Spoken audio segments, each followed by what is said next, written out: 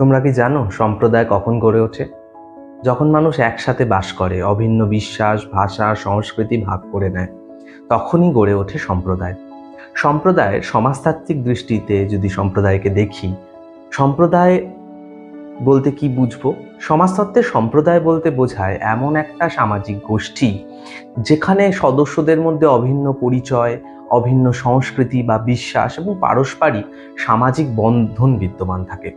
Ralph Linton বলছেন, "A community is a group of people who have a common territory, culture and way of life."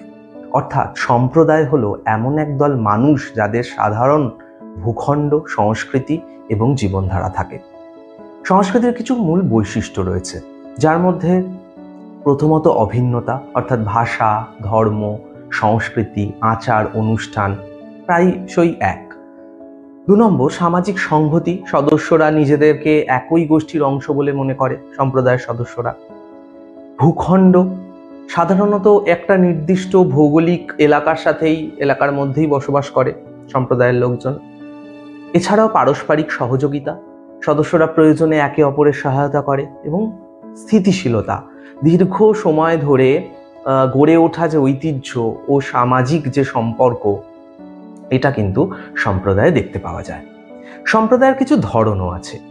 প্রথমত ধর্মীয় সম্প্রদায় হিসেবে, যেমন হিন্দু সম্প্রদায়, মুসলিম সম্প্রদায় আমরা বলতে পারি। ভাষাভিত্তিক সম্প্রদায়, যেমন বাংলা ভাষাভাষী সম্প্রদায়। আবার পেশাভিত্তিক সম্প্রদায়, যেমন কৃষক সম্প্রদায়, জেলে সম্প্রদায়। এছাড়াও সাংস্কৃতিক সম্প্রদায়, অর্থাৎ বাউল সম্প্রদায়। সুতরাং আমরা যেরকম ভারতবর্ষের ক্ষেত্রে দেখতে পারি শিখ সম্প্রদায়, মারাঠি ভাষাভাষী সম্প্রদায়, বাংলার ক্ষেত্রে বাউল সম্প্রদায়, মৎস্যজীবী সম্প্রদায়। এই হলো ধরন সম্প্রদায়ের। এছাড়াও সম্প্রদায়ের কিছু সমাজতাত্ত্বিক গুরুত্ব আছে।